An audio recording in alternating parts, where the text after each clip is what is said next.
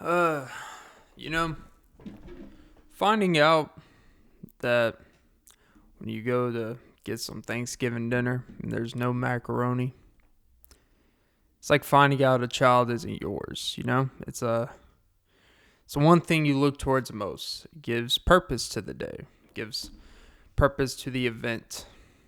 It's like a child's birthday that you find out is not yours. It's like, I was looking forward to this. And I guess I'll go fuck myself. Welcome to episode 85 of the Often Be podcast. I'm your host, Clint. And yeah, 85 South, DC, Young Fly. It's been a while since I've made one. By a while, I mean long for me, like a 5-day stretch, starting to get in the swing of things, get caught up on some things. Yeah, so let's get it started. And I could probably do a Fergie national anthem right now, and people would be like, sounds about right.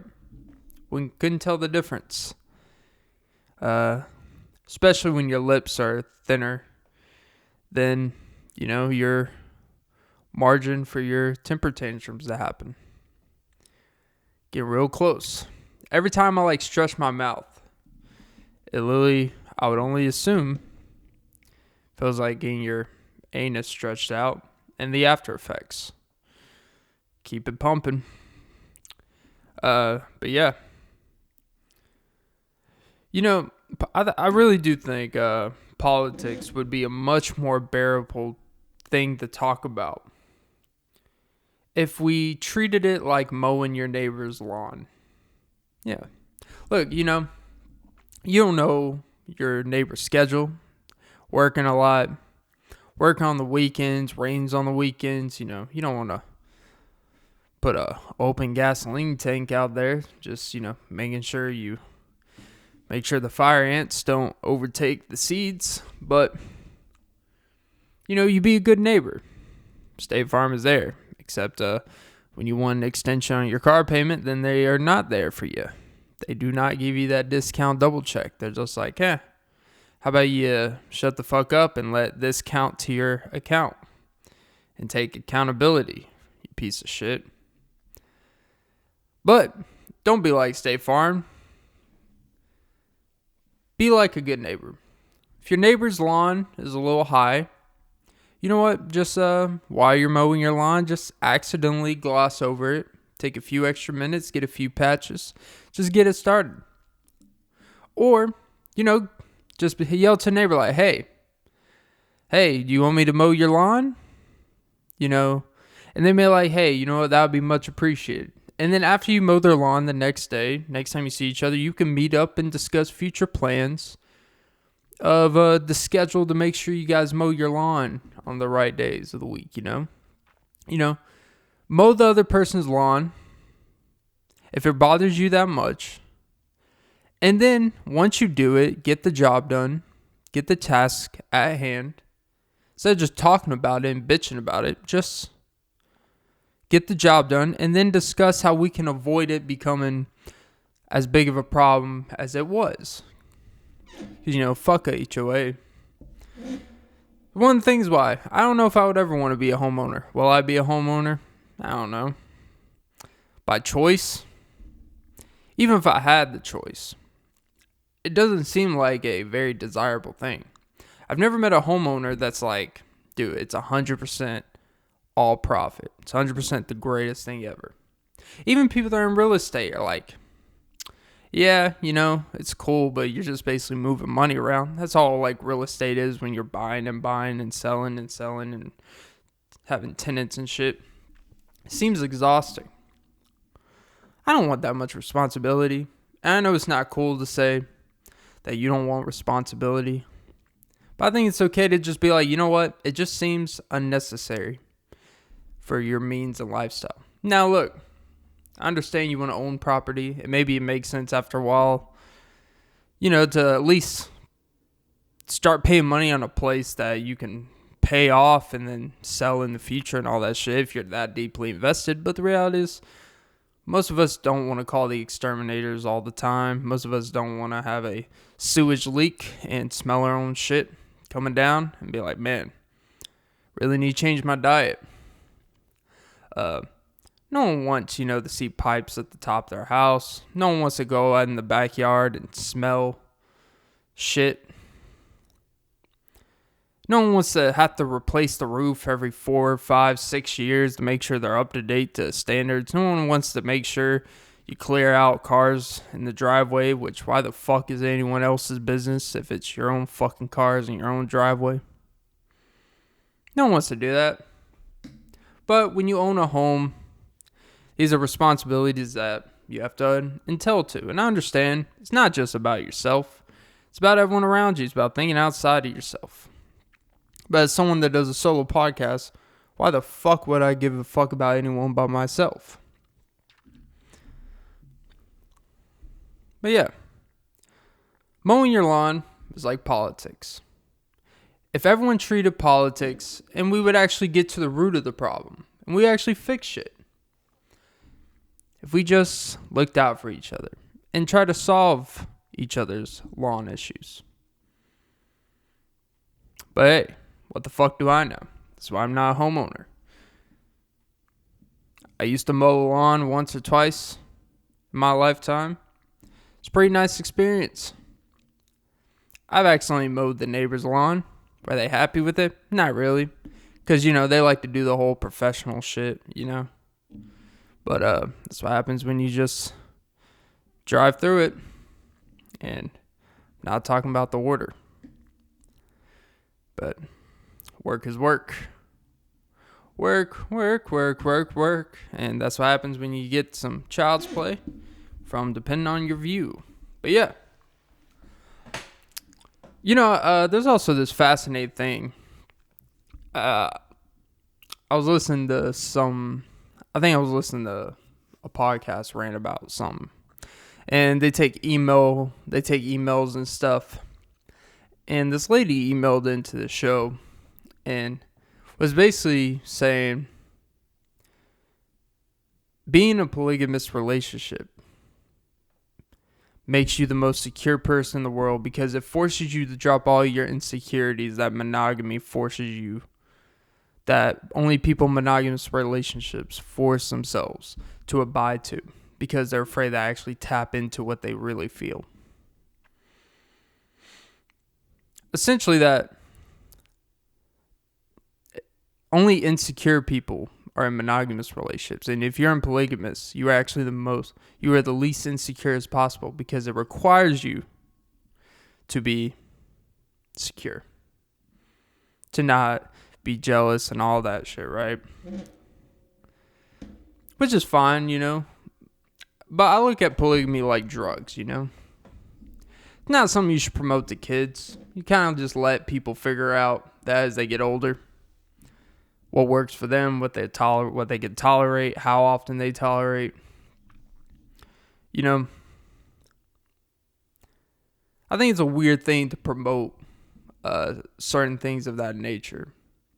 It's one of those things where there's certain things that should just be left for choice, but shouldn't be advertised. Like, I'm a believer, I don't think religion should be advertised, type of thing. I don't think it should be, I don't think it should necessarily be taught, like, at a really young age. Just personally. I'm not saying it's bad or nothing. But I think there's certain things that you shouldn't condone it, but you shouldn't also disown it. It's one of those things where people should be able to make their own choices, type of thing, as they get older. But it's weird to me how polygamy, quote unquote, advice, they try to convince you that if you decide to, I don't like 4 other guys' dicks and my girlfriend at a time. And I know people say, it's not that, it's this trust factor and all that. There's open communications. Like, yeah, they're openly opening up for 4 other guys' dicks to go inside them. Look, to each their own. I understand relationships are palpable. I understand that relationships are very complex. I understand People have open relationships and stuff, and that's cool. But I think it's weird to try to convince and have seminars that teach 12-year-olds that, you know what, you should really try to fuck 4 different people at a time and be in multiple relationships at a time type of thing. I don't think that's really something you should pass on down. That's something that life experiences, and that may be just something people want when they get older. That's some adults should make decisions on. That's not something that we should pass on to kids. We understand that we understand there's a reason why there's anti-drug programs and stuff in school, because for the most part, drugs are not good for you overall. You know, severity of drugs, blah, blah, blah. But there's but it's weird, because the older you get, you notice people when kids move out of the house, you know, they kind of go back to their younger self. They start doing a lot of stuff they did when they were younger. They start drinking a lot in a fun way, you know, not like alcoholic type of shit. They start smoking a lot more weed in the house because the kids aren't around. They start, you know, doing a lot of things. But they wouldn't sit there and tell their 14-year-old kid, they'd be like, hey, come join the party. It's a weird thing. I just, you know, I really think there's certain things that should just be led up for an individual as they get older decision to make. Drugs is one of those things, you're not going to tell your 16-year-old. You're probably going to be realistic, but like, look, I know you're going to try some shit. But just know, there's a reason why we tell you not to do it. Or at least try to make sure you're in control when you're doing it. Because when you don't have control, it completely fucks up your life. There's a lifelong evidence to prove that otherwise. But you're realistic with it. Like, look, I know you're going to do it, but I can't sit here and tell you, like, look, if you don't do this, I'm going to hate you. I'm going to beat the fuck out of you. No. You're realistic they're going to do shit. You're realistic that your daughter's going to get fucked a lot. You're realistic that your son's going to get an STD, get someone pregnant that you wish they didn't. Then you're going to have to deal with a daughter-in-law that's not even technically in-law because they're not even together. And you have to deal with the cunt who doesn't let you see the kids because, you know, she doesn't think you're a good influence, even though you're 10 times the mother she is. Because she lets some bastards from work watch them. That got oddly specific of a situation that I have no idea what the fuck I'm talking about. But yeah. But you don't promote that. But when it happens, it shouldn't be shame. But now it's like this weird reverse thing where polygamists are making people who have multiple relationships at a time, polygamy, all of a sudden, now if you're monogamy, you're the insecure one. And I think really when you look at it, there's good and bad to everything in life. My philosophy, there's literally good and bad to every single thing, whether it's perceived great or perceived really negative. If you have the shittiest luck, you have an addiction with drugs, let's just say. When you get out of that hole of addiction with drugs, you're going to be much stronger and have a much better grasp of what real struggle, what it looks like. People who've never had struggle, the second anything happens, they don't know how to handle it.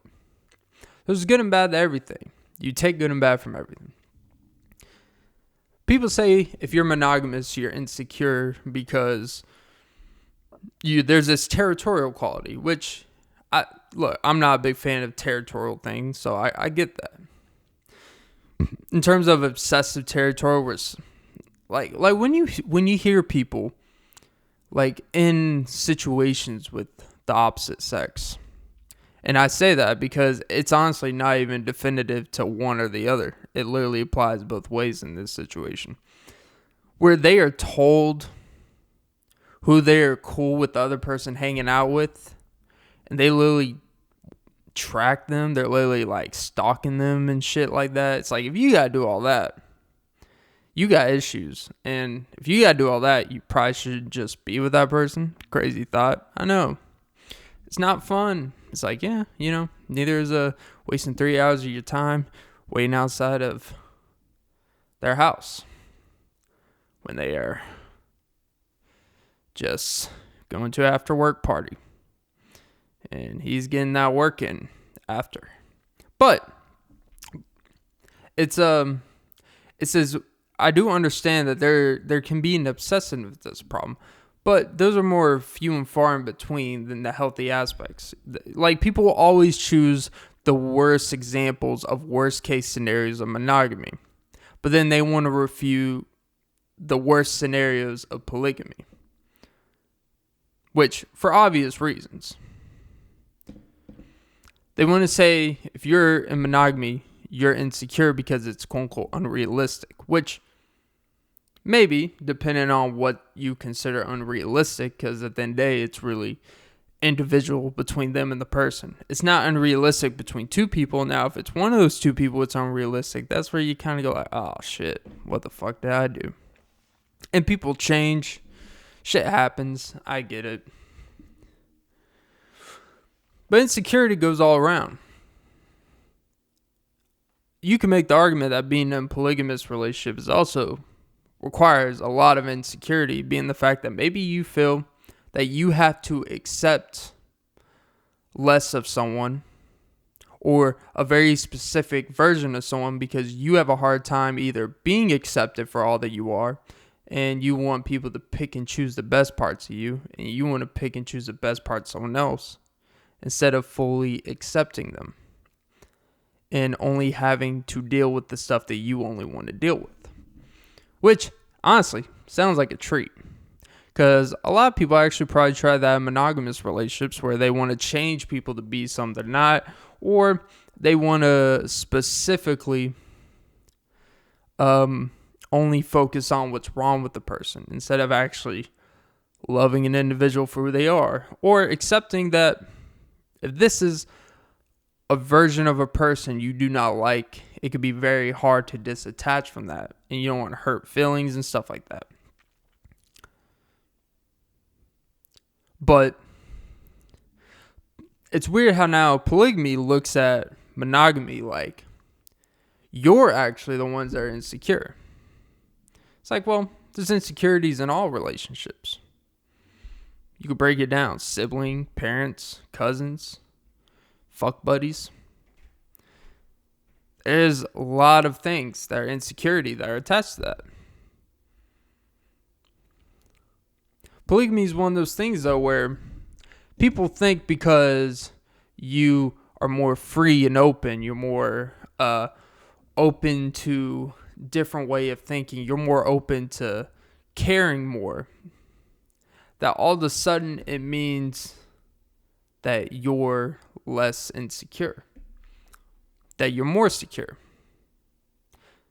And although there may be people where that's true, there's also, I really do believe people, because I've talked with people about this stuff, and the way they talk about it, it's kind of contradicting. When they say one thing and another, they're cool with one aspect but not another, and they always try to use it's all about communication. It's like, well, all right, that's a generic thing that applies to all things in life.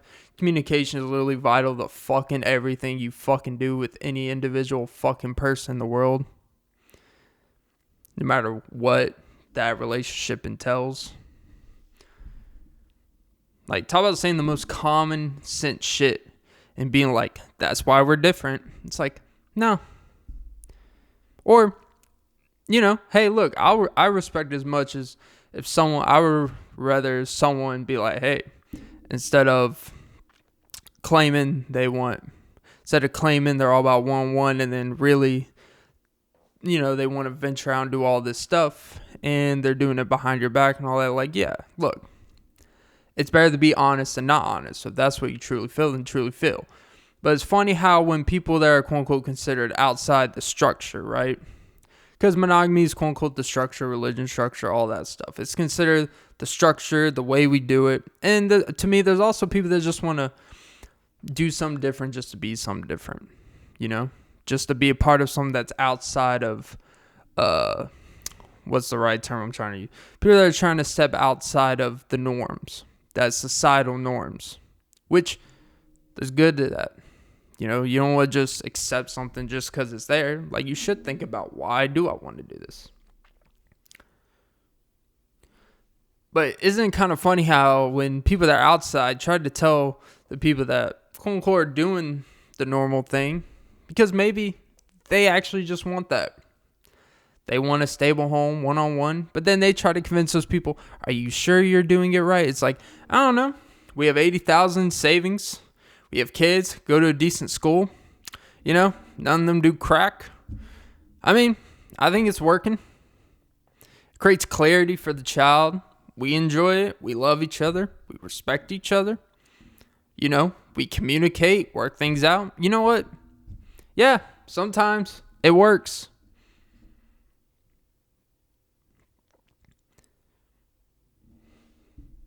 But it's weird how now there's a shift where it's people that try to demean the norm because it's trying to belittle someone for, quote unquote, not being in their true self. Like, who the fuck are you to tell someone what someone's true self is? Because their assumption is everyone truly should be with multiple people, or at least have the idea.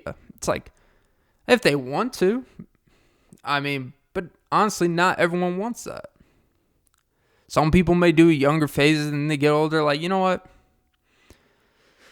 I just want to cheat on my wife in peace. And that's fine. The only good thing about being polygamous in a relationship is be like, hey, you could have people run shifts to mow your lawn. You got people have shifts to clean your house and shit. You know, you have a lot of people to do one person's job. You know what? Not a bad deal. But I don't need it forced down my throat. I think the more there tries to be, anytime when a group is trying to force something down your throat, it can be really a turnoff. And honestly, it doesn't make you want to push back against them in a negative way. It just makes you be like, you know what? Do you even believe what you're saying? Because if you truly believe what you're saying and all that stuff, you don't have to convince people that are not your target audience to try to convince. Like, people in monogamous relationships are going to cheat anyways. All right? But cheating doesn't necessarily mean you want polygamy. It doesn't mean you want to just have this open huddle. Like, you don't want a 7-on-7 flag football huddle of people that you're fucking. Hey, that's kind of a weird thing. Talk about polygamous flag football. Now, pull the flag from behind. It's like, hey, we just add another one to the team. And talk about all-time quarterback, always throwing them open. By the way, anyone that's ever played in a flag football league, the all-time quarterback is never the best quarterback. They're just either the laziest, or they're the ones that kind of put the team together, so they feel like, I put the team together, I had the idea, I paid the commissioner fee or whatever, I put the $100 down payment for the $250 team. So, you know what? I'm the quarterback. It's like, yeah, but you can't throw 8 yards without the ball, you know, looking like a windy day in Chicago. Not great. But you know what? I'm going to put that to the side real quick. Anyways, but yeah. It just, I don't know. I just think polygamy is kind of starting to intertwine to...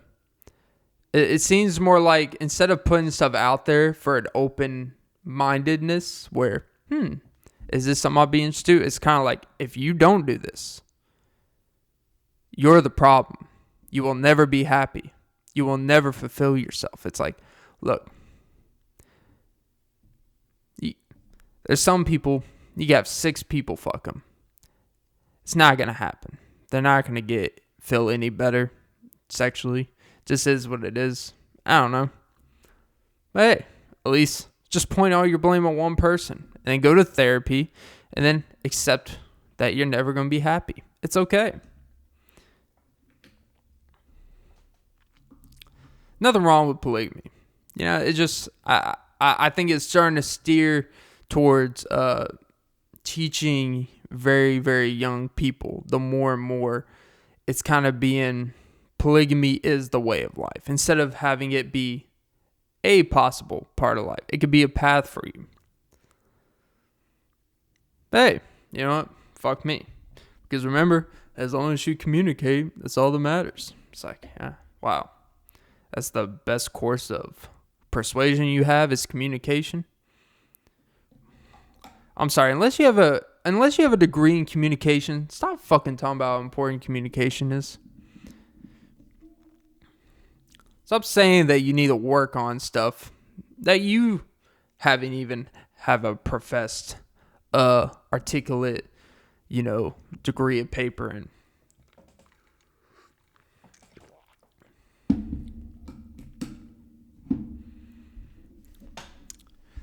Self-help gurus, man. Can't make this shit up. Can't make it up. But yeah. Alright. So, what now? By the way, 2 pairs of socks. Is it necessary? Kind of. Is it something I would recommend to you? If you like the suffocation of your small toes and the ring toe, kind of going numb for 40 minutes at a time, then go ahead. Pull them tidies up. All right. Let's see. Oh, yeah.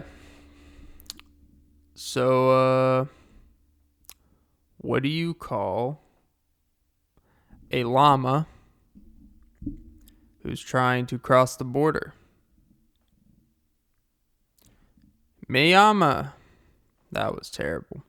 That's terrible because it doesn't even make sense. Not because I just connected 2 words and properly probably used the wrong fucking version that my Spanish 7th, 8th grade class was. By the way, those fucking yo soy ust. Is it ust or usted?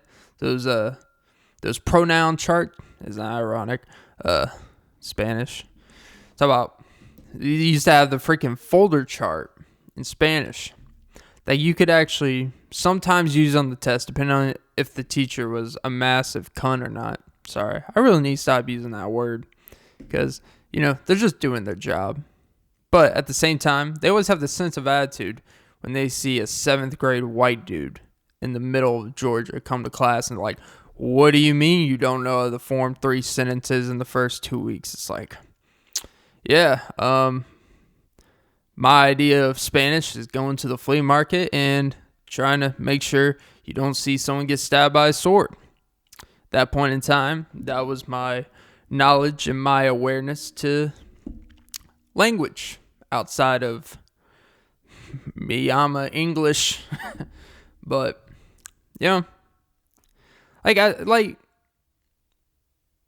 I barely even know the days of the weeks now in Spanish. I mean, I barely even know the day of the week in English. The day, what is it, Saturday?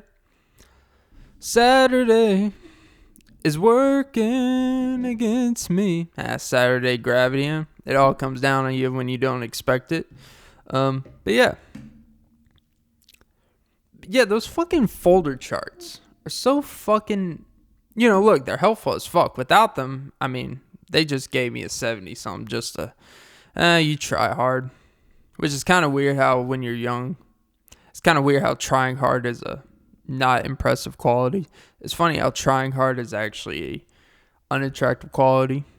And it's weirdly enough. But yeah, they're like, we feel bad that you're so fucking dumb and you put all this time into it. It's like, well, yeah, because if I don't, you're a fucking bitch to me. Because, I remember because I would come after school. Ironically, I would come after school into their class and for tutoring. And they always had the open, see what they would do, be like, hey, school gets out at 3:15 or whatever. Try to show up here at 3:25. And if no one's here by 3:35, then I'm just going to go home and assume no one needs tutoring. And you wouldn't even have to tell them ahead of time. They would have to stay if you showed up for these classes, especially these classes that they know people needed tutoring. But so I know they were hoping, looking to watch, like, please no fucking cunt show up at 3:35. And here my little cunt ass showing up at 3:32, like, gotcha, bitch. And it would always be me and one other girl. And the ironic part is she didn't need tutoring. She was actually a tryhard, which ironically I found very upsetting, and it actually angered me that she was trying hard and she was getting 97s and 98s in every class. I was trying hard. I was getting 72 and 73 in fucking Spanish. But her trying hard pissed me off, but me trying hard was wondering, why is my teacher pissed off at me for trying hard? She liked her because she didn't even need it. So you're not angry that the person that doesn't need it shows up and wastes 25, 30, 35 minutes of your time when you know they know the chart in and out. But someone that, tries to memorize, and I get in front of you and you just hover over me like, big fella, and you're like, hey. And then you're like, all right, how do you say you are the world? And I'll be like, tu eres globe. And she'll be like, oh, fuck you. She didn't let her say fuck you, but you can read in the eyes when someone says fuck you. And I felt it over my head. And it was not even one of those situations where you wish she did, because she was from Argentina. And boy, they have flair. Yeah. I don't know. I think she just hated like guys in general. I think she was fairly recently divorced. Maybe she wasn't, but she acted like someone who was recently divorced. But man, like, she would be so, like, what is the point of having these volunteer tutoring sessions after if you just don't want people to be there? It's like, I know you probably don't get paid for that. I know you're underpaid, and I get that. So your way of being underpaid was, here's a fucking folder, figure it out. But don't use the internet, because if you use the internet, you will purposely get it wrong. It's like, I don't know. Seems like a lot of people that use the internet for that class, Google Translate, they did pretty well. But yeah, man, I got some 40s, 50s on some of those tests. And I'm not even like an ignorant, person that speaks irrationally about how like, I don't even try to imitate Spanish when I don't know it, Because they say imitation is the biggest form of flattery. It's like, not when it's condescending, but it's cool. So yeah, I don't venture into stuff that I know is my weak point. And I actually try to study for Spanish, We are the world. And it was just crashing my head.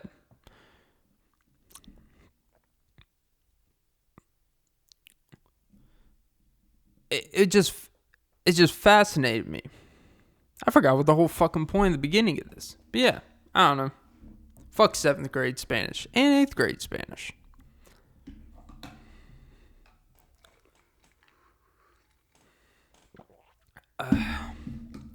Oh, baby. By the way, underrated. And by underrated, I mean he's actually a really well-known artist, like one of the biggest artists of the past 15 years, probably. You don't have to wait on the world to change for this guy, and you certainly don't have to ask, why Georgia? Why? You can wait till the neon lights and just let the chips fall as they may, because that's what gravity will do for you. And you can tell your daughters about it one day. How he made Taylor Swift mad, and he made Jessica Simpson, and he made a lot of ladies mad, which, by the way, respect. The man wrote a song called Daughters. He gets like a 10-year period to act like a douchebag. You know what? This guy writes inspirational music. You know what? Has to give it somewhere. I'm sorry if you get the brunt end of the stick, but There's a reason why you only have half of his heart. Taylor Swift. Which, by the way, I didn't realize the controversy with that song until a while ago. Apparently, when that song came out, she has some disparaging remarks, and he's like, you know what? Fuck you. Literally. He was like one of the few exes of hers. It's funny how with her, like, we just kind of like, and I'm cool with it, we just kind of like let her get away with, look, people been talking about their exes in music all the time. But there's a difference between talking about your exes in music, shit happens. I understand. But it seems like she literally dates knowing she's gonna use some fuck shit. And use that in her next album and song. And we're just like, oh, all artists do the same. It's like, oh yeah.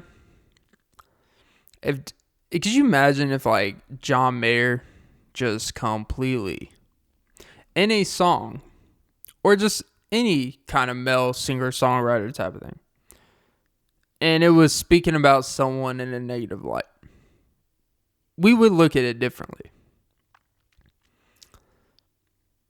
Like, it's okay to name drop people or suggest very strongly if it's in a positive or even an indifferent way.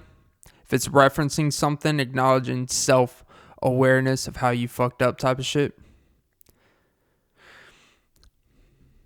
But, it's okay to just acknowledge, like, Taylor Swift gets a benefit of the doubt and break that a lot of people don't.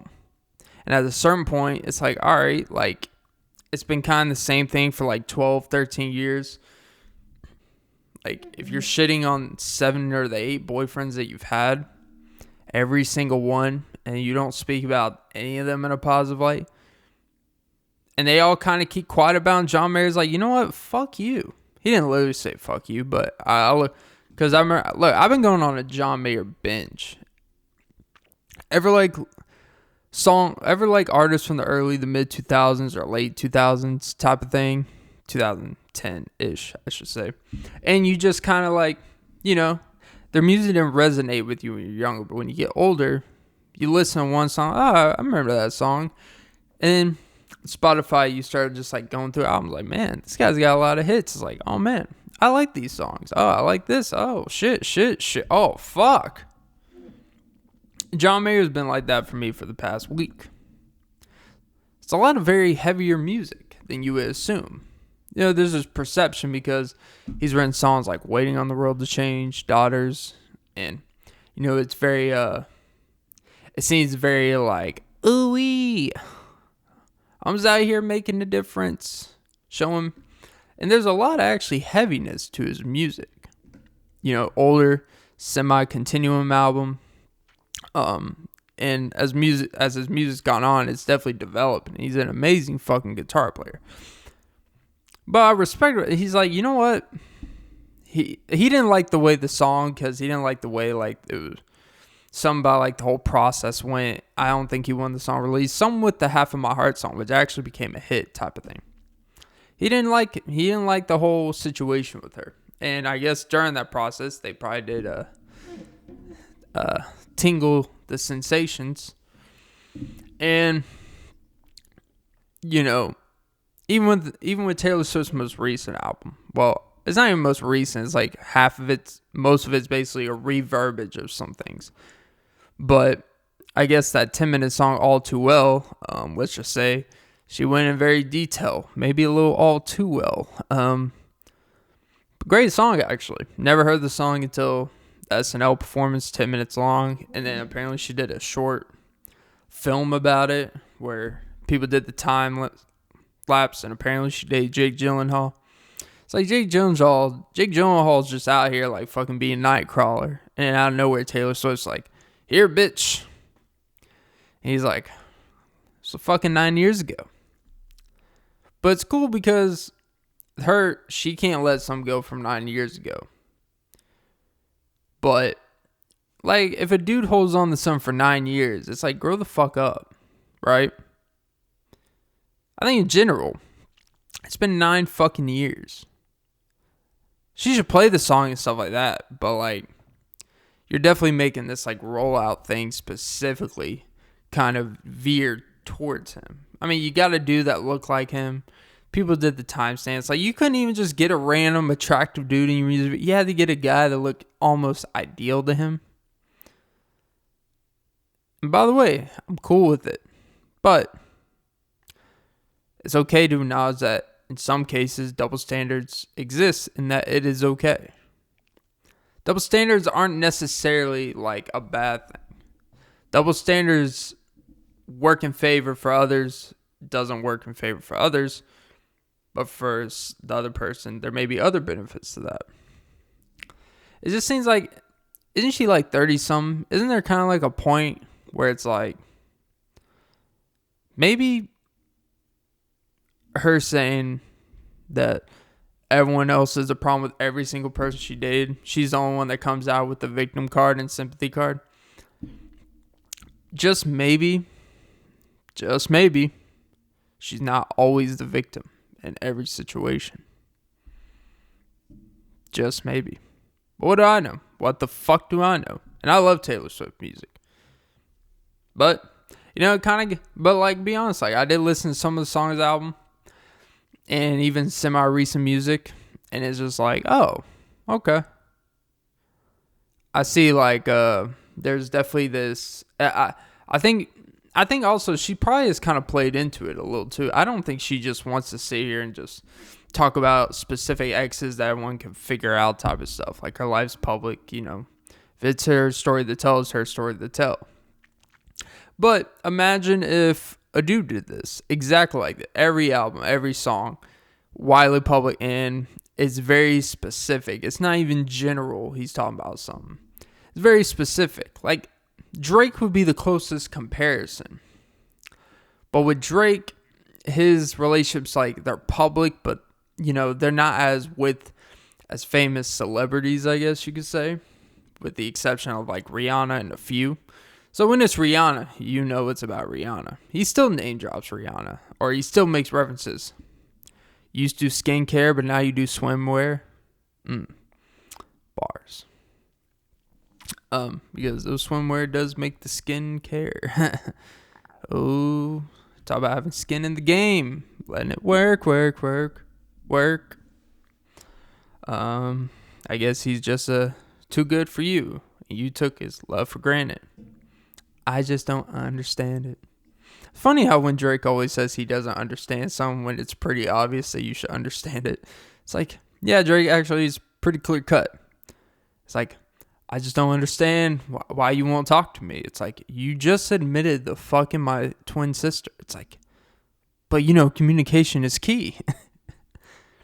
It's like, oh, well, thank you, Drake. I love Drake. But you know what? Taylor Swift is Drake. You know what? See, come full circle. I'm a big Drake fan.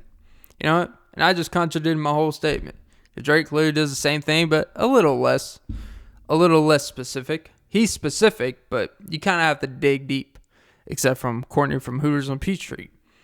I'm pretty sure he had to pay her to pay for a loft because she couldn't show up to work anymore.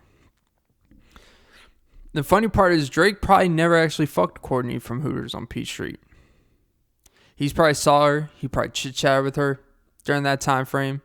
One night, maybe she bought him a free drink. He's like, KSU Owls, huh? And she's like, yeah, I'm actually I'm actually a med student. It's like, let me pay for it. She's like, okay. So he paid for it, and he's like, that's my free pass to put you in a song.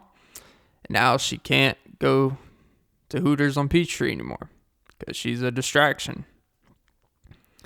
She's a distraction to the team. And guess who used to be a voice for Hooters commercial? John Gruden. And let's just say, pretty sure he wouldn't mind Courtney from Hooters on Peachtree because there would be distraction to get away from his distraction. And clean his image up. But hey, what the fuck do I know? That is episode 85.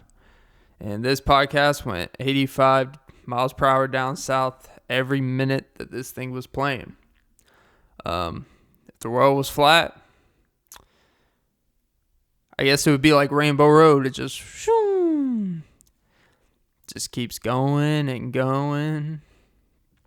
But yeah, Episode 85 of the Off and Beat podcast. It's 4:24 p.m. now. Like and subscribe. Yeah, put a review on Apple Podcasts if you made it this far. I'm sorry if you did make it this far. Wasn't low energy, but pretty honest with myself. It was pretty meh. But you know what?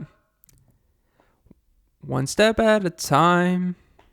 And suck some titties. And have a great day. Also, don't forget to get your balls checked.